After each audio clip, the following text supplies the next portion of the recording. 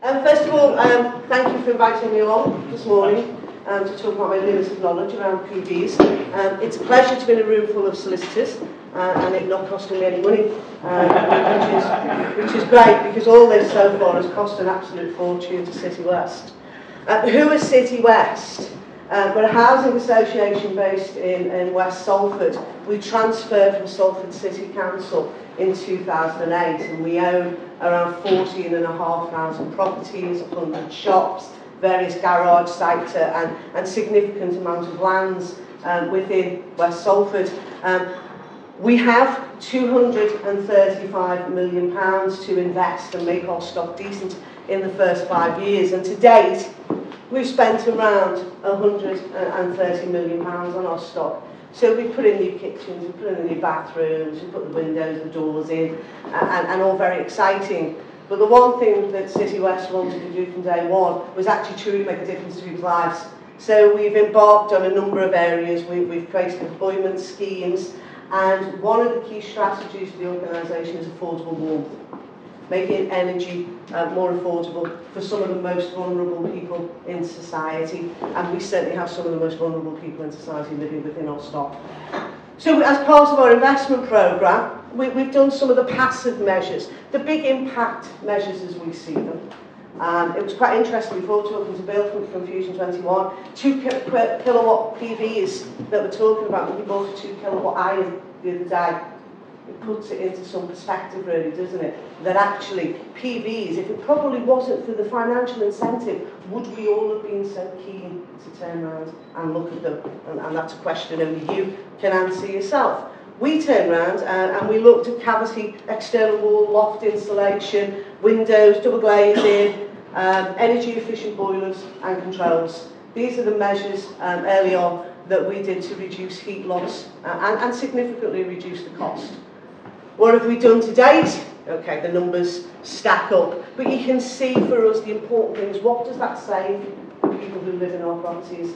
How much money are they saving? So the old lady, you know, coming up to Christmas, winter, turn around, she's got an electric bar, fire, costing an absolute fortune. We've turned around and made it a priority to put energy efficient central heating in to the properties. And so a real important driver within this process was what were people going to save each year.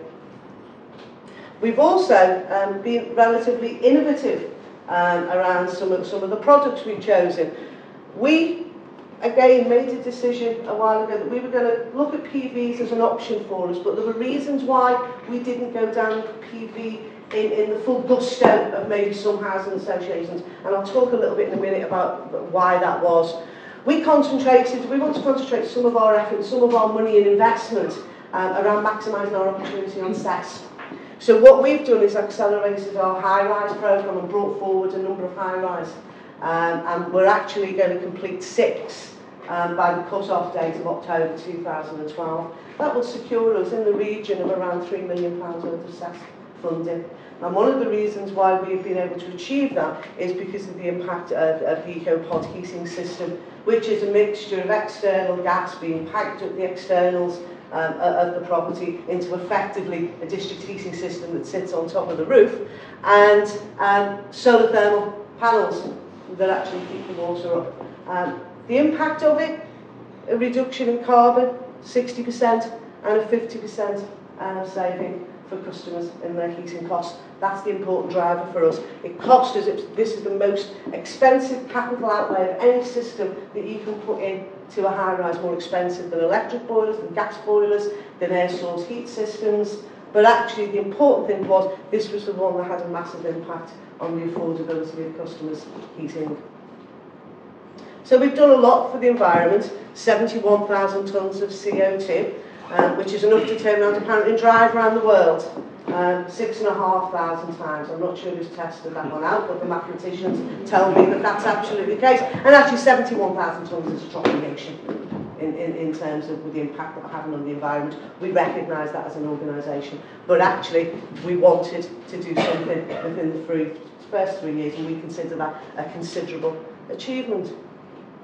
So then we have PVs. Now again, we're a stock transfer organisation, transferred over to Salford City Council 3 years ago with a number of covenants on properties. We've got not one funder, we've got 2 funders.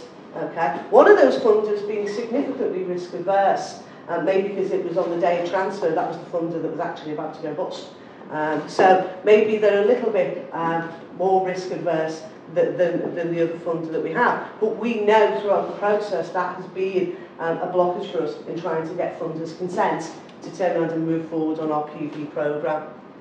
So, PV, the dream, it was the golden egg, and there was an awful lot of organisations who saw the cash. It made some business plans stack up. There's an awful lot of money to be made. At 43 pence, this was an incredibly strong argument for turning around and making significant capital outlay. It stacked up within your business plan. And I've got to be honest with you, everyone had a deal. Everyone. From the gas company that was coming in, the gas contractor, who should be concentrating on putting gas central heating in and making sure he's meeting gas regulations. And I'm from City West Housing Trust, and everyone knows what happened last year. Gas is really, really important to us. So, wasn't very keen on the gas contractors coming in and selling me PVs. Then we had the double glazing companies who were putting down their silicon guns and picking up their screws to turn around and put PVs on the roofs. Then you had the consultants. You had the consultants that were coming in. Savills, EC Harris, everyone had a deal. And you had the big contractors coming in, then you had the energy companies.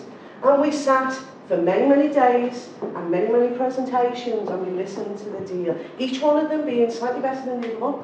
Each one of them being sign now. Because if you don't sign now, it's gone and it's gone forever. And why didn't we? Why didn't we turn around and use some of that money that we've got, some of that capital outlay, to turn around and actually spend that money now, get the PVs on our roof and maximise some of the income over the 25 years? Well, actually, we had an organisation, we had other drivers. We have a decent homes programme to deliver. We still have to put central heating into properties. So for us, turning around and forking out a significant amount of capital in this process, where actually we're getting a long-term gain, we wanted maybe to concentrate on set and get that short-term monies in. And then there was also that nagging down for us around technology. Is there going to be a better solution to a PV? Is there something that's going to be more efficient? Is there something that's going to be smaller? And as a woman director of asset management, is there something that is going to be more aesthetically pleasing? Okay, I'll leave that with you. What did we have to then turn around and consider? So we had them in, and we had them, everyone selling us a deal. And we had a couple of options, so we could turn around and buy it ourselves and do it ourselves and take the long-term gain on that. We could turn around to go for a rent the roof scheme. Or you could do option 1 or 2, which was rent the roof with a view of buying. So we had all these options that are available to us, and we chose to go down what we saw as the least risky option. And to get us to that decision, we considered an awful lot of the stuff that Lucy's spoken about. You know, as part of the process, we had to consider planning. We did try and get planning permission for PVs at the side of some of our blocks, and that was an absolute no-no. So you have to consider planning. We had to consider funders, and would they consent? And again, still a very grey area. We were still at the process where we just got there with our deal, and then the 31st of October happened. We turned around and we have to consider access. We have to consider customer consultation within the process. We have to consider who's going to maintain this, when are we going to get paid for it, when are we going to start on site, what CDM health and safety regulations do we have to put in place, and which contractor do we trust the most. Let's not lose sight of the fact here, we were turning around and going to contract with organisations over a 25-year period. Let's be honest, there's some contracting companies out there that you're not sure they're going to be there in 25 days, let alone 25 years. So a massive, massive risk for us. But we chose, what we saw was a very credible option for City West. And we chose to join the AGMA deal, to which there was an awful lot of work put in by a number of housing associations and local authority in the Greater Manchester area. Key rationale for it was, let's join that one, because if it went wrong, I wanted to have a number of local authorities that it also went wrong for. It didn't just want it to go wrong for City West. So I'll be quite open in saying that. It was the least risky process for us. It was not the best when it came to cash in the long term. It was not the best deal when it came to the short term, but it worked for City West. It worked for City West and it worked for those other housing associations and local authorities because we worked in partnership. We truly worked in partnership and we were able to get a lot of economies of scale, we were able to get a lot of efficiencies. The legal advice we were able to do it together. And an interesting point that was made before, why in Europe could they maybe, as they're ahead of the game, why could they turn around and probably not learn from Europe? And the reason is there's a different legal systems, okay, that's fine. But actually, even within our own legal system, it varies so much depending whether you're a traditional RSL, whether you're funded RSL, whether you're a large stock transfer like City West. It varies so much. It varies on the type of tenancy, where your stock is, whether there are any covenants by the local authorities. So it actually varies incredibly largely, even within the UK. So we got to the point where we got through all the legal advice. We consulted with our customers. We got over some of the moral issues as well, about how do you explain to a customer, we've turned around, we've got 15,000 roofs. Of those 15,000 roofs, 4,500 of them were either south-facing or at least 15 degrees to the south. We decided that within the AGMA deal we were going to look at 1,500 properties that we would initially go with before the 31st of March. That stacked up for us. How do you? Ultimately, what you choose because of the orientation of the roof. If we turn around and deliver our programme on the basis of affordable wall, that's actually taken out of your hands. You're not potentially helping the most vulnerable people in society. In fact, because the most vulnerable people in society actually don't have south-facing roof, so let me give you an example. We turn around and we've got 10 properties in the street. And of those 10 properties, 6 of those properties are south-facing. Yeah? One of them's encumbered. So you've got 5 properties that you can turn around and put a PV work and 5 that you haven't. How do you then turn around to explain to the other 5 tenants who may be elderly, who may be vulnerable, who may be struggling to afford their electricity costs, that actually the people up the road who are working, or who are working in the black economy, or who are causing antisocial behaviour in their areas, or who are in rent arrears, how are they getting it and how are they benefiting? So there was a little bit of work that we had to get over with our customers, with our tenant scrutiny groups, and indeed with our board to convince them that actually, yes, there are certain anomalies in this process, but a PV programme was something that we absolutely must do. So we got through that. We were at the point of getting funders' consent. We'd gone through all the risk assessments. We'd spent a fortune. And then the 31st of October happens. Now, we didn't, because we'd taken quite a risk-averse process and we'd adopted a risk-averse process, we didn't build any of the money into our business plan. So we took a very, very prudent process. So I wasn't one of the directors of asset managers who was throwing myself out of the window on the 31st of October. But there were a significant number of organisations and directors who turned around and put in for this big time, and it was going to hurt in terms of their business plan. And they're all scrabbling around now and looking at how we can make that work. But just look at the figures. £2.5 billion worth of public tenders gone, potentially. £5 million for housing associations and local authority in aborted costs. AGMA, we've turned around actually down tools. There are some organisations who are actually still delivering within the AGMA scheme and good on them. Northwoods, Stockport, we're in a better position. We were probably one of the organisations that was more ready to go than any of the others, but we've down tools, because we want to assess what's going to happen next, what's going to be the outcome of the consultation, what is going to be the outcome of the legal challenge. I don't really think there is going to be an outcome to the legal challenge. The government have probably taken, as you said, Lucy, incredibly strong legal advice before going down this process. Do you self-finance? Do you take the risk now? You know, people turn around and did analysis and risk assessments and option appraisals based on 43 pence.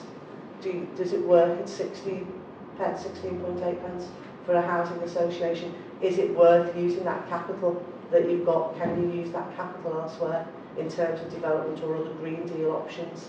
Again, there's a lot of questions that need to be asked. by Housing Association.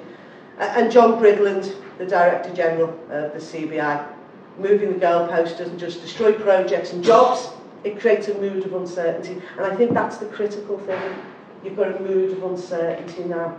Just to put it into perspective, Mears lost £2 million write-off in their setup costs to this, and are potentially, again, if you read the press, looking at £2.8 million shortfall within their profits for this year.